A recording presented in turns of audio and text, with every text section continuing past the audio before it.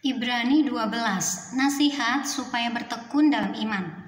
Karena kita mempunyai banyak saksi bagaikan awan yang mengelilingi kita.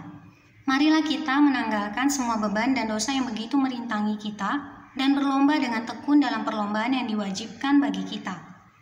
Marilah kita melakukannya dengan mata yang tertuju kepada Yesus yang memimpin kita dalam iman dan yang membawa iman kita itu kepada kesempurnaan, yang dengan mengabaikan kehinaan tekun memikul salib, ganti sukacita yang disediakan bagi Dia yang sekarang duduk di sebelah kanan tahta Allah.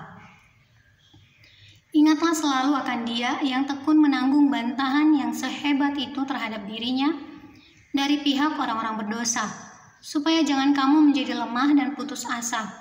Dalam pergumulan kamu melawan dosa, kamu belum sampai mencucurkan darah. Dan sudah lupakah kamu akan nasihat yang berbicara kepada kamu seperti kepada anak-anak? Hai anakku, janganlah anggap enteng didikan Tuhan, dan janganlah putus asa apabila engkau diperingatkannya. Karena Tuhan menghajar orang yang dikasihinya dan Ia menyesah orang yang diakuinya sebagai anak. Jika kamu harus menanggung ganjaran, Allah memperlakukan kamu seperti anak. Di manakah terdapat anak yang tidak dihajar oleh ayahnya? Tetapi jikalau kamu bebas dari ganjaran yang harus diderita setiap orang, maka kamu bukanlah anak, tetapi anak-anak gampang. Selanjutnya dari ayat kita yang sebenarnya kita beroleh ganjaran dan mereka kita hormati, kalau demikian, bukankah kita harus lebih taat kepada Bapa segala roh supaya kita boleh hidup? Sebab mereka mendidik kita dalam waktu yang pendek sesuai dengan apa yang mereka anggap baik. Tetapi Dia menghajar kita untuk kebaikan kita, supaya kita beroleh bagian dalam kekudusannya.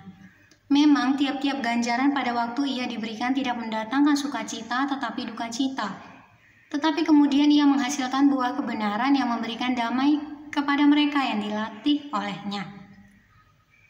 Sebab itu kuatkanlah tangan yang lemah dan lutut yang goyah, dan luruskanlah jalan bagi kakimu, sehingga yang pincang jangan terpelecok tetapi menjadi sembuh. Berusahalah hidup damai dengan semua orang dan kejarlah kekudusan, sebab tanpa kekudusan tidak seorang pun akan melihat Tuhan. Jagalah supaya jangan ada seorang pun menjauhkan diri dari kasih karunia Allah, agar jangan tumbuh akar yang pahit yang menimbulkan kerusuhan dan yang mencemarkan banyak orang. Janganlah ada orang yang menjadi cabul atau yang mempunyai nafsu yang rendah seperti Esau, yang menjual hak kesulungannya untuk sepiring makanan. Sebab kamu tahu bahwa kemudian ketika ia hendak menerima berkat itu, ia ditolak. Sebab ia tidak beroleh kesempatan untuk memperbaiki kesalahannya, sekalipun ia mencarinya dengan mencucurkan air mata. Tanggung jawab yang berat.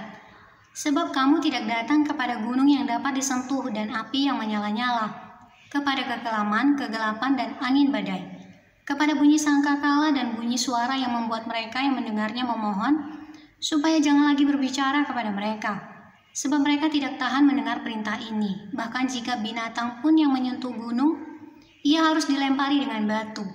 Dan sangat mengerikan pemandangan itu, sehingga Musa berkata, "Aku sangat ketakutan dan sangat gemetar."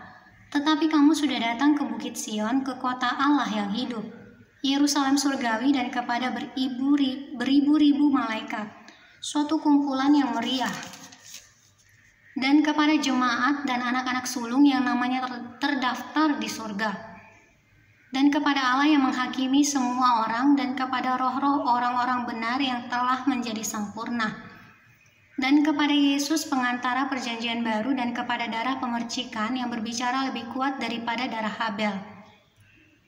Jagalah supaya kamu jangan menolak Dia yang berfirman, sebab jikalau mereka yang menolak Dia yang menyampaikan firman Allah di bumi, tidak luput apalagi kita jika kita berpaling dari Dia yang berbicara dari sorga. Waktu itu suaranya menggoncangkan bumi, tetapi sekarang Ia memberikan janji. Satu kali lagi aku akan menggoncangkan bukan hanya bumi saja, melainkan langit juga. Ungkapan satu kali lagi menunjuk kepada perubahan pada apa yang dapat digoncangkan, karena Ia dijadikan supaya tinggal tetap apa yang tidak tergoncangkan. Jadi karena kita menerima kerajaan yang tidak tergoncangkan, marilah kita mengucap syukur dan beribadah kepada Allah menurut cara yang berkenan kepadanya dengan hormat dan takut, sebab Allah kita adalah api yang menghanguskan.